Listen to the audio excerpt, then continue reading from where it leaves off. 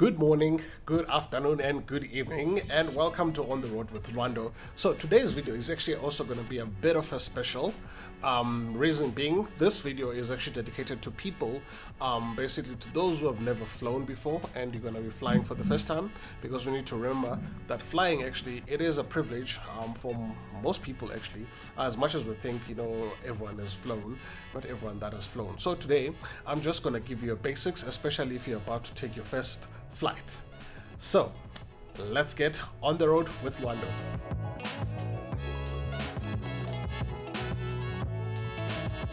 So the first thing obviously that you do is that you search for your ticket depending on where you go. Chances are actually by the time you watch this ticket you already have your ticket, but if you haven't, I would like to recommend you that actually you try a travel agent.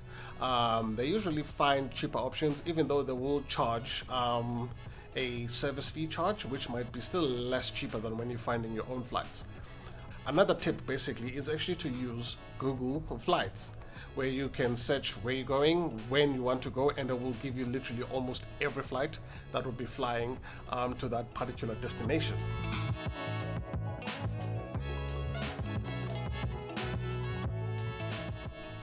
So now that you've got your ticket, if you're flying locally, so locally basically this is where you fly within your country or within your region that you are in. Chances are you'd be flying basically what we call regional planes. So these are smaller type of planes, like the one right here that I can showcase to you. This is the Embraer E190, and again another one, this is the Boeing 737. So this is a typical plane that will literally fly regionally, and then you do have your Intercontinental aircrafts, which are massive.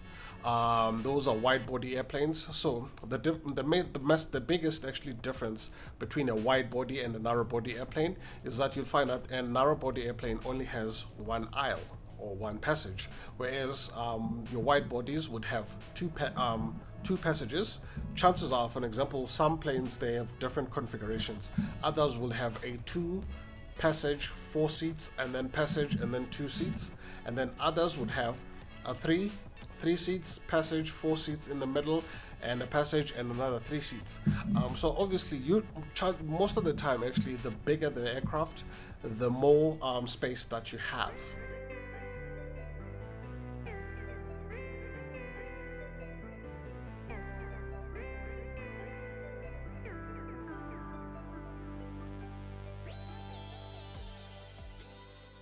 Now that actually you're acquainted a little bit about airplanes, usually when you buy your tickets, it will give you all the options, basically your seat number, your gate number, and also boarding time. So again, if you're traveling within your country, chances are you actually need to be at the airport at least 1 hour before your flight departs. And this also includes that actually the hour before you depart, if you are carrying baggage that you're going to drop off at the desk, you need to actually check that in before your boarding time, usually an hour or 45 minutes before you board. You check in that. So sometimes there is luggage that they call it carry-ons. So those ones is the one that you carry on with you to the aircraft. So sometimes it could be a small bag like a backpack, a purse, or for example if you have camera equipment, you can carry that with you to the plane, but please just make sure that it's small enough to fit on the overhead bins, of which you can see right here. Sometimes people struggle actually to put, because they bring bigger luggage. So in other places, especially in South Africa, you can actually keep a bag and then you can drop it off at the door where they'll put it at a special compartment. But please be reminded that when you land at your destination, you're going to have to wait, because they need to unload your bag and then bring it to the door as you're about to exit the plane. Okay, so now chances are also, if you do have, for example, a credit card from whatever bank that you're using, chances are you do have access to lounges at the airport. So lounges actually are a great way for you to relax, just and wind down before your flight. You can use this to actually charge, like this place, to charge up your devices. They usually provide with great food, drinks, so that you can be able to nibble and then have some drinks before your flight. So also again, if you're flying business or first class, the airlines will usually give you a complimentary access to their lounges. There's many lounges actually around the world. Just speak to your bank first before you go to make sure that you actually do have access to any of these ones. So now, after you've already checked in, so you've checked in your bag, then you're gonna go through to what's called security check. So if you're flying in locally, basically this is where you'll go through, and then they'll put your bags on a scanner, and then this is to make sure that actually you're not carrying anything that might be illegal or dangerous to flying. Also during the security check, they'll also scan your ticket. This is also to make sure that verify that you are the person that you are. You may be required actually here to produce your ID or a passport, so please have that handy. And then you're going to walk through basically a metal detector scanner. So sometimes it also detects more than just metals. You're going to walk through there. Or before you even fly, if you're carrying a laptop, you're going to have to remove your laptop and put it separately on the bin. And also if you have any other devices like your watches, rings, and even your belts, you will actually be asked to remove those and put them in a special bin. In other airports in other regions, actually or even in other countries, actually, you may be required to take off your shoes. So also please be prepared to do that. So now that you've through security check, if you're flying again locally, then you'll just have to walk your way to the gates or to the lounges and wait before your flight. But if you're flying out internationally or to another country, you would have to go through a secondary check, which is called passport check.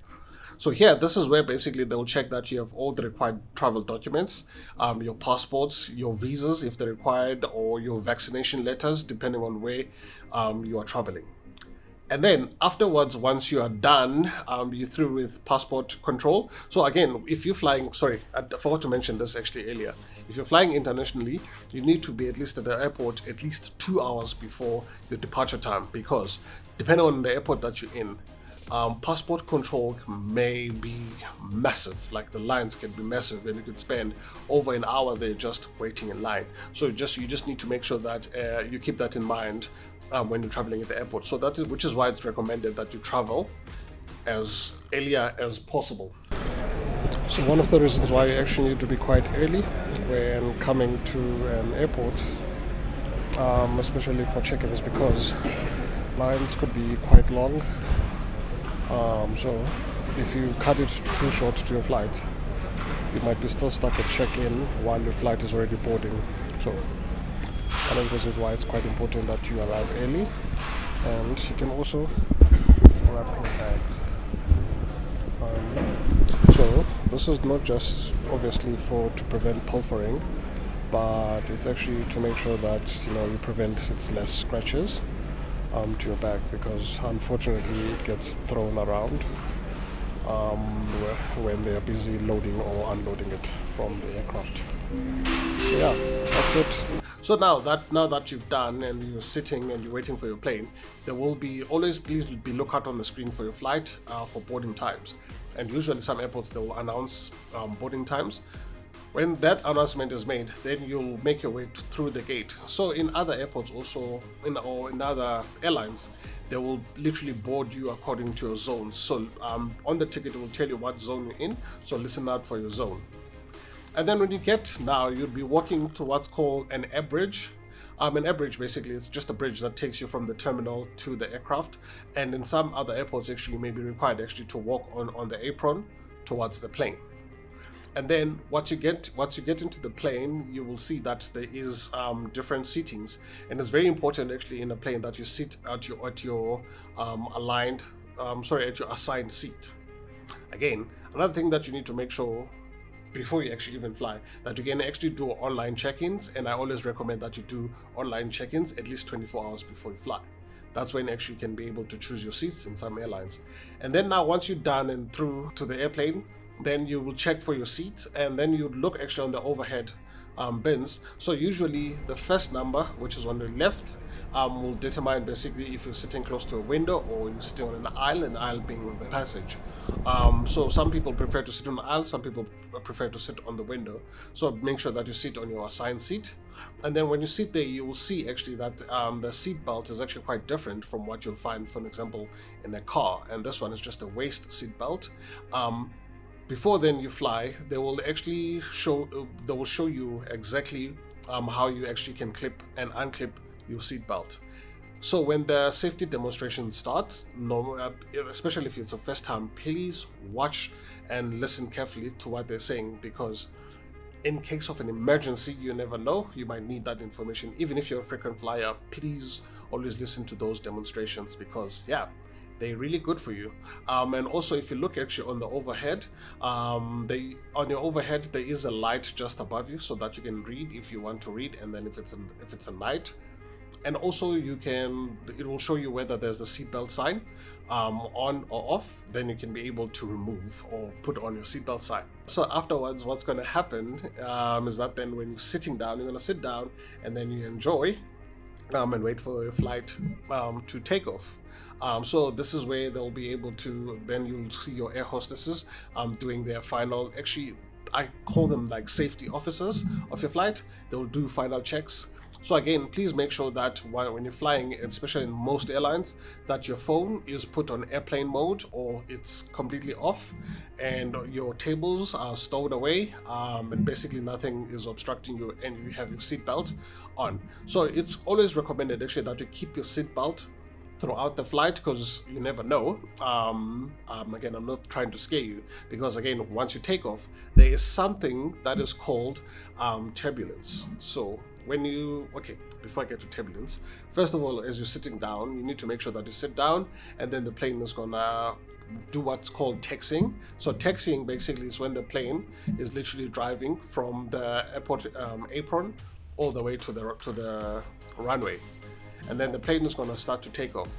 So if you've never been in a fast car, everything, it's going to be a very sensory overload, because you're going to get a bit of a pushback on your seat. That's when the plane is taking off. That's completely normal.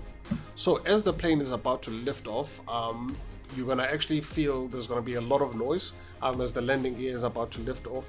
And then you might also feel a sinking sensation within you. That's also pretty normal. That's just basically the plane taking off.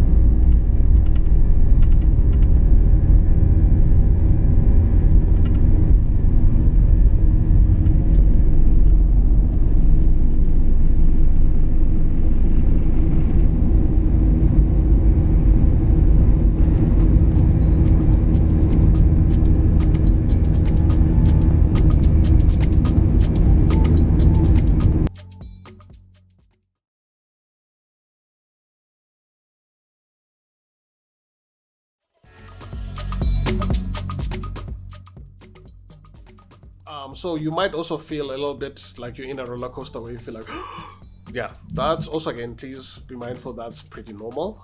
So if you feel though that you really want to, puke, there are actually special bags on an aircraft, so that way you can be able to do that, without making a mess everywhere. And then once your plane reaches 10,000 feet, you'll see that the airplane sign will go off and there'll be like a ding sound, and then you'll see other people starting to stand up, either to get their laptops or something from the bag or to go to the bathrooms. So all aircrafts usually would have a bathroom either behind you or in front of you. Just listen to the safety officers of the aircraft, the air hostesses, where they'll tell you basically where you can find your particular bathroom. if you're looking for one. So then coming back to turbulence. So turbulence basically is just pockets of air where your plane will start to feel a little bit bumpy as you're sitting like this. Please don't freak out. That is actually pretty normal for that to happen. Again, winding back just a little bit. If you're also about to take off, for example, in the evenings or at night, so basically for safety reasons, the aircraft lights will be switched off. So that is actually to help with your eyes, basically, so that your eyes get used to the surroundings in case of an emergency. And you'll see that during your safety debrief, there is a strip of lights on the floor that will show you to your nearest exit. So it's always very important actually to take note of your nearest exit, just in case. Nothing will happen, but just in case something happens. So again, if you're flying a low-cost airline, you might be asked to pay for food or drinks on an airline, but you're flying a plane that provides food, you will be served food and drinks on the plane. You can literally pretty much ask actually for more extra food or extra drinks if you want some, as long as you're not rude about it. And then your air hostesses might be willing to assist you with that. So now as you're cruising through, you're more than welcome to actually take pictures, and look, especially if you're sitting by the window, and enjoy the view. And then now, just before landing, and then usually a captain will come through the speaker to tell you basically how the flight is going and the weather, depending on where you're landing. And then now, before you this usually happens around, I think, between 50 to 30 minutes before you land. Then the plane will start descending. Then if you're sitting by the window, especially by the wing, depending on how fast the plane will go, you'd see some flaps over the wings coming up. Those are called speed brakes. Basically, those are just trying to help you. Not help you, but help the plane, slow down a little bit. I'm not a pilot, but yeah, sometimes they do if they're going at a different speed, because the air traffic controllers will give them actually at what approach speeds the aircraft should follow. So when the descent is starting, the seatbelt sign will come back on. So this way now you'll put your seatbelt if you were standing around or coming from the bathroom, and now you'll be approaching, basically about to land. So the plane here will be might be turning quite a lot. Please do not be freaked out, especially if you're sitting by the window and you see the plane turning. Well, the aviation term basically is called banking. So when if you're sitting by the window, you might see, ooh, there's the ocean or there's the ground. Yeah, that's also pretty normal. And then the plane is going to come for a landing. So when the plane is about to land, obviously now you're going to feel a little bit of a bounce. It's also pretty normal. Nothing is wrong. You feel the plane landing. And then when the plane lands, you'll usually hear this loud noise. Nothing bad is going on there. It's just also the what we call reverse thrusters. This is also helping the plane to stop.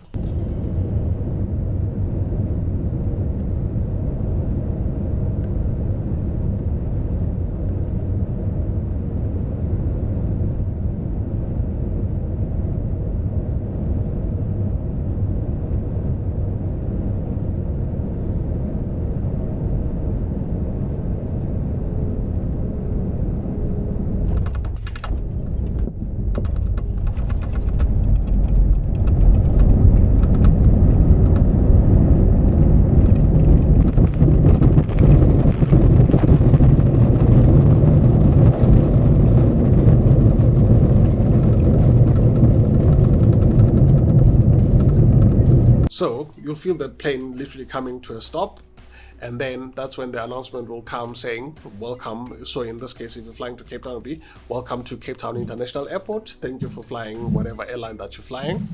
And then it will taxi back to the gate.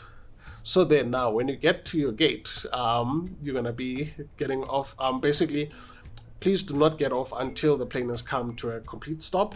Some people usually will stand. I don't know why they stand as soon as the plane stops, because the jet bridge still needs to be connected to the plane. So in some airlines, they will tell you actually when to stand up and how to deplane or exit the plane. And then once you exit the plane, all you need to do basically is just follow the signs and follow the people. Now you'll go to what's called baggage claim. This is not your baggage that's inside you, the baggage or bags that you're carrying. Now this is where you'd go and you find them on the other side of the airport. Usually there is a carousel, so you'll go to whatever carousel now, so each carousel will have a number assigned to it, and then you just look for your flight, and then that's where you'll find your bag coming spinning in a belt. And then you grab your bag, and then if you're in obviously in a regional airport, you go and exit and you meet your loved ones on the other side. And if you continue your flight elsewhere, then you'll go to what's called transfers. So literally that's basics of going on your first flight. And I hope you do enjoy it. And if you did actually do fly, if it was your first time flying and you've seen this video before you've flown, or if actually you have someone that you're a frequent flyer and you have more advice, please make sure to leave that in the comments below. Please make sure that you like and subscribe on these videos. They do help a lot, and share it with your friends so that they could be able to enjoy this content. Anyway, thank you very much, and I'll see you on the next one, On the Road with Lwando.